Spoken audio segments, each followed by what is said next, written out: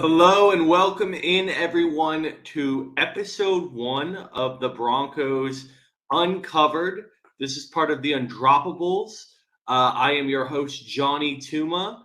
And we're excited to start this series. We're going to be doing experts of each team, covering all the breaking news on the teams, the latest developments, and anything relevant around your favorite football team. So for me, it was the Broncos. Uh, I grew up watching them and love them and still do. It's been tough the past few years, but hopefully 2024 is going to be a better year for us. So for today's show, we're going to talk through my history with the Broncos, why I chose them as a team, maybe some fan favorite history that's kind of gotten us to where we are, bit of our offseason recap for this year, and team needs going into the draft. And then I'll plan to release another episode either closer to or after the draft where we can dive into how we did. So again, Broncos history, a little bit about me. I was born in Colorado Springs.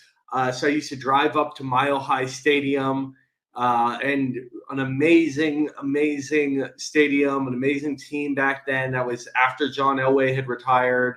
So I was seeing the likes of Jake Plummer, Kyle Orton, and I remember losing it when we drafted Jay Cutler.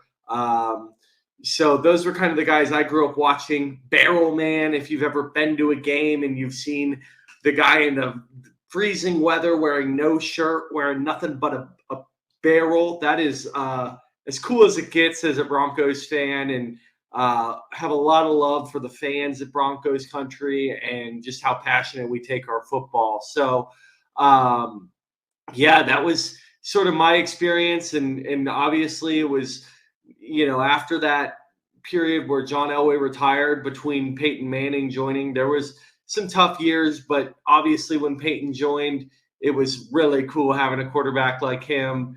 But then going into Super Bowl 48 and getting embarrassed by Russ and company was certainly a tough pill to swallow. So as you can see in the background, I've got my Von Miller 58 Super Bowl MVP jersey. Obviously, you got to have a Peyton jersey, but Super Bowl 50, I think, was probably the culmination of a lot of Broncos fans who grew up during my period.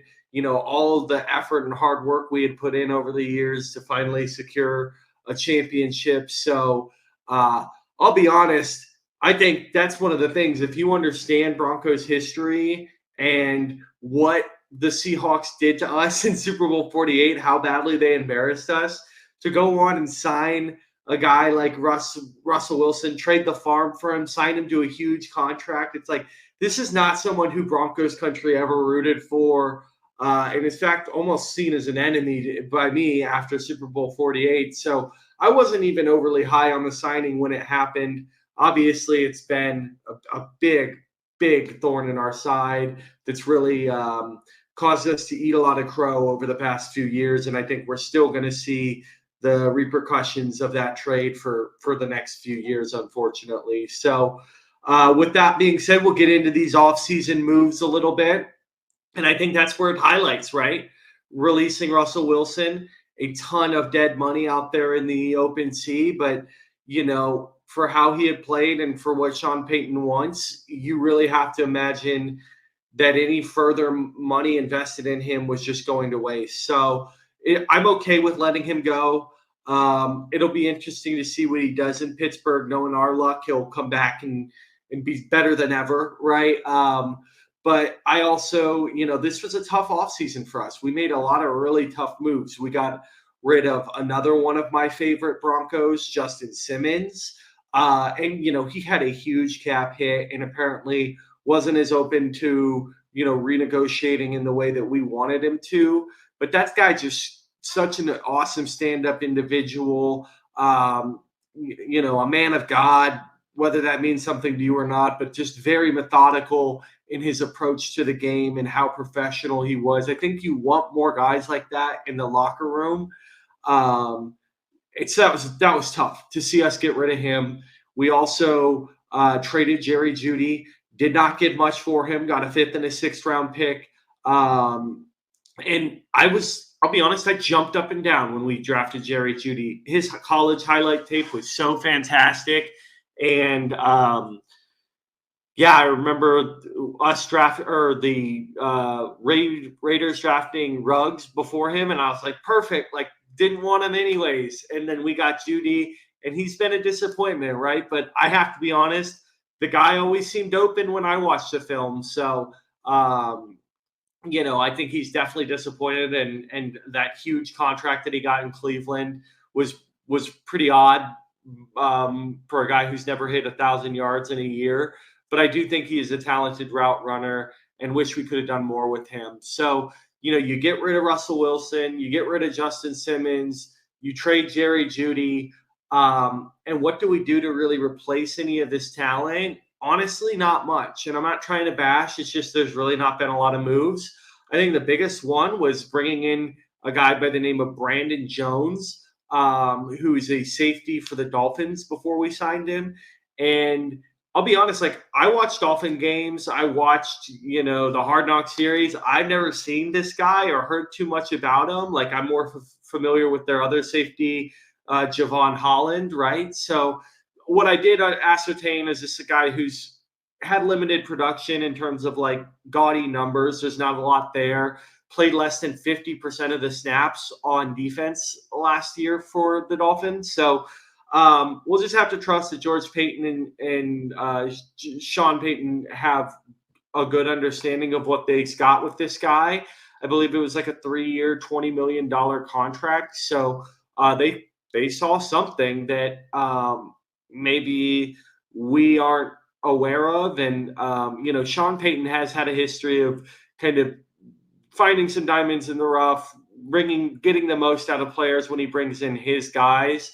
So I am excited to see hopefully a little more moves. We did re-sign Lil Jordan Humphrey, which is fun, right? That's a fun name. The intro to this show, he is part of one of the few highlights that I could gather from a current Broncos player. I would challenge you guys, maybe leave it in the comments. Like, what highlight from a current Broncos player would you have in the intro to the show? I actually had Justin Simmons jumping over to block a field goal, and then we released him. So I was like, all right, let's find someone else. I love that little Jordan highlight of him scoring that touchdown, but he was a free agent, so I wasn't even sure if we were going to keep him, but the show must go on, right? So with that being said, we are going to get into our off-season needs for the year. And we will talk through what maybe looks like a good draft. So I would say the whole roster is in shambles. I don't think that's too far to say. When your starting quarterback at the time is Jarrett Stidham, I'm almost like, man, kick the tires on a guy like Ryan Tannehill. Like, bring in some veteran competition.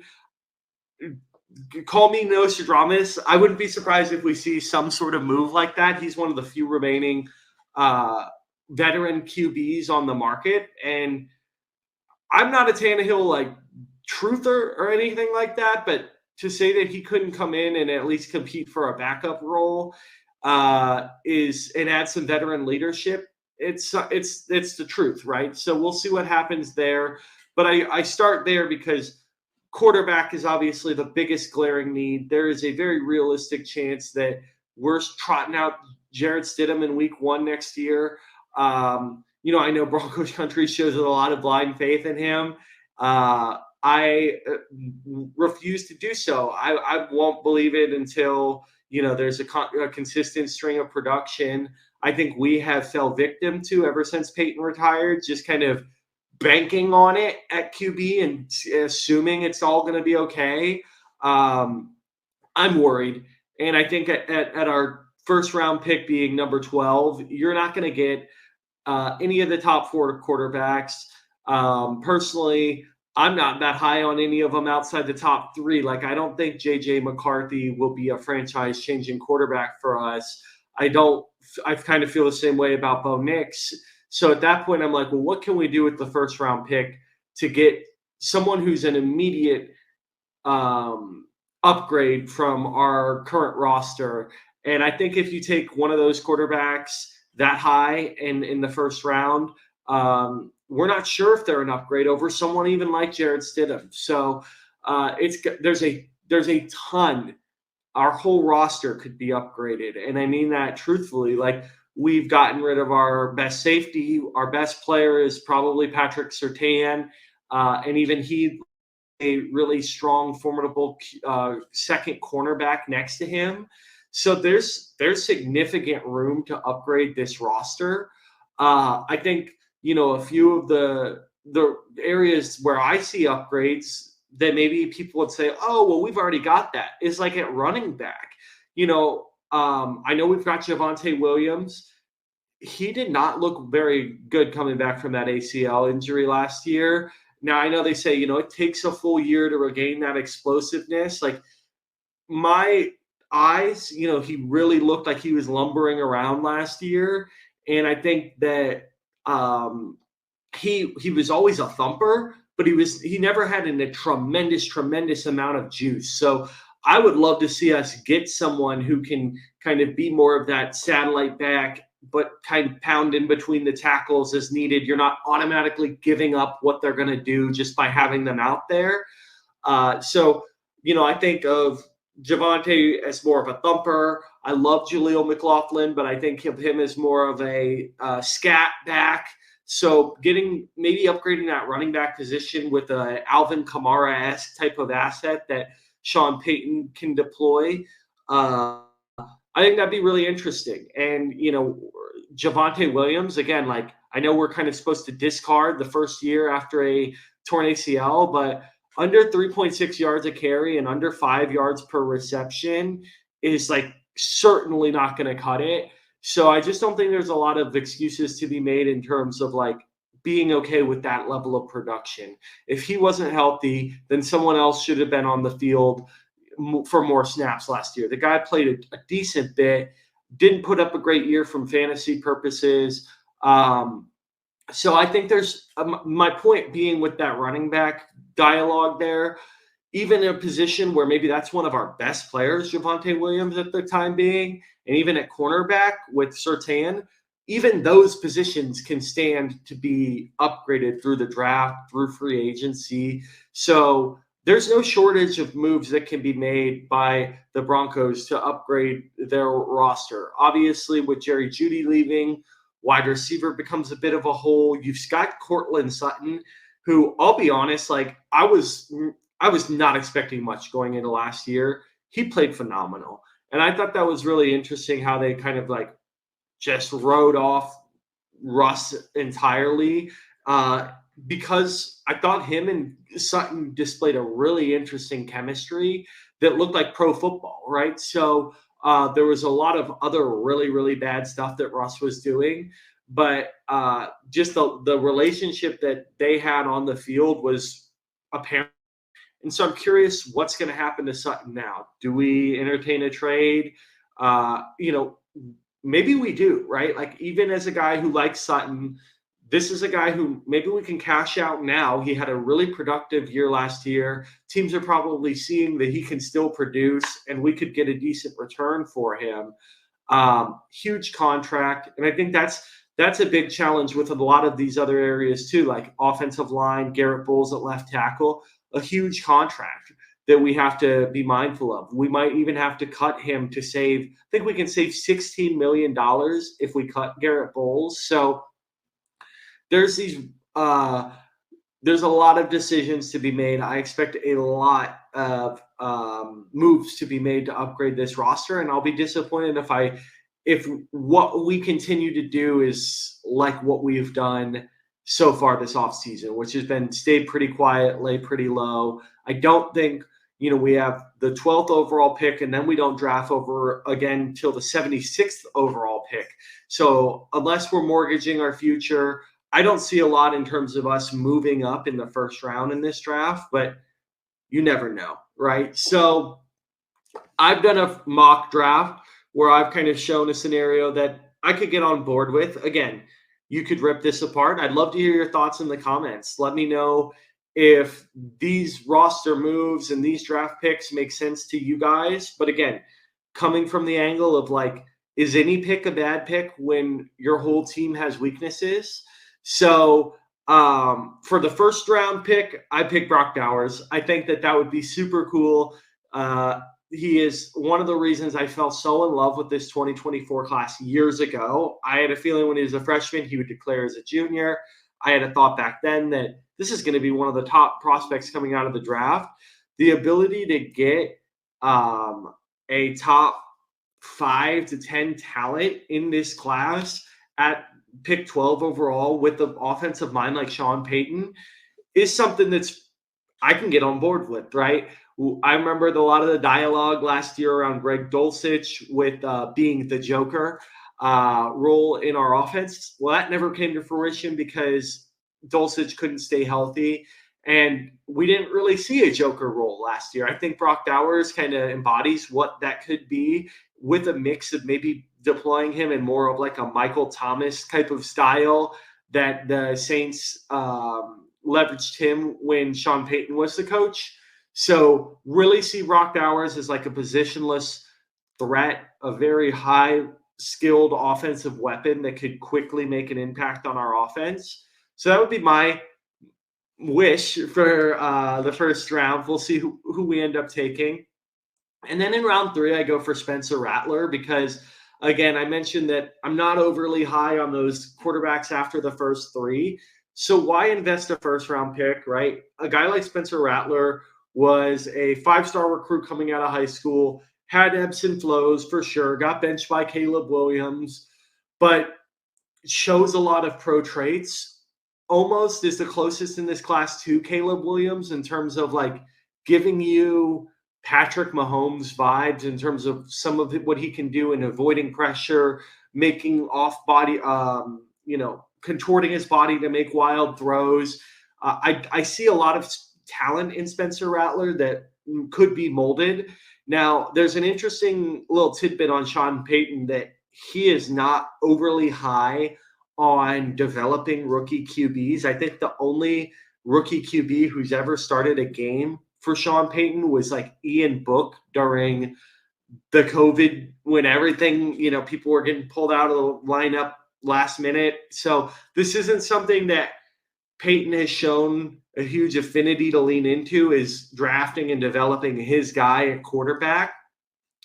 But I think drafting Rattler, someone like that, to come in, compete with Stidham, not have the pressure of being a first overall pick, but having some pretty solid pedigree as a prospect, I'd be on board with that.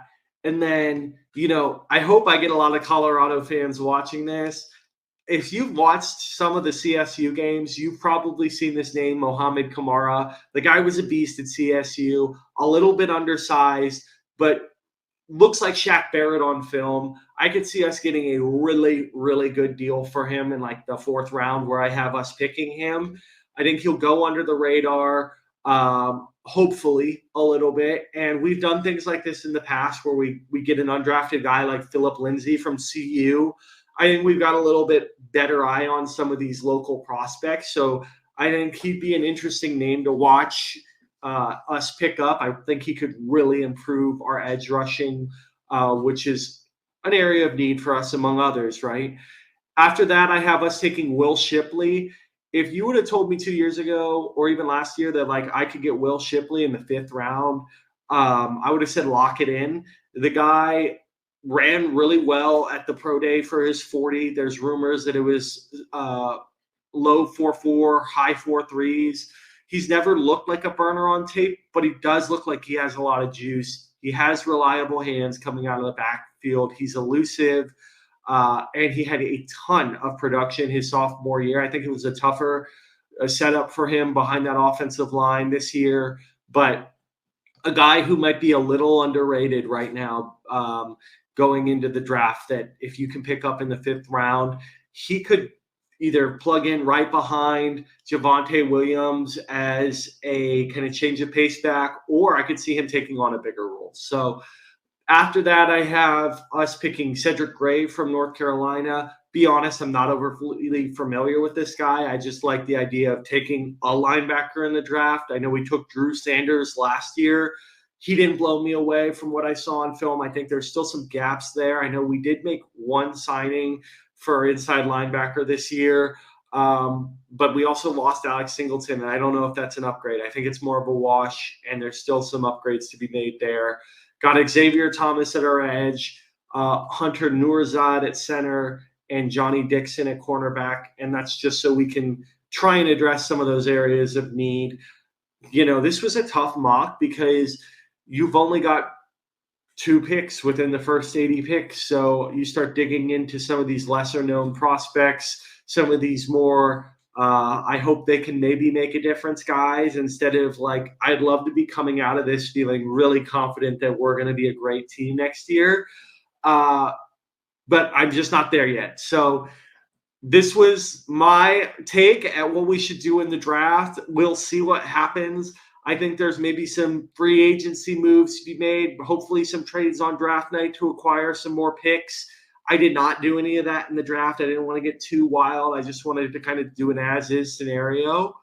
And this will conclude the first episode of Broncos Uncovered. So we've kind of started off in the offseason here. We're going to pick up steam going into the season, and we'll do a weekly show to talk through matchups, injuries, roster moves, all those sorts of things. But leading up to the season, we'll talk a little bit more through the post-draft, training camp, all those sorts of stuff. I'd love to have guests join me. If you're a Broncos fan, please reach out to me at FF Academy Johnny on X, and I'm happy to have you co-host with me. I love having guests join me. I wanted to do this first one on my own. But thank you for watching. Please like and subscribe to the Undroppables YouTube channel so that you can see more Broncos news coming out as the offseason unfolds. And we look forward to helping you be the best fans you can be and having a great 2024 season. So thanks for watching, and go Broncos.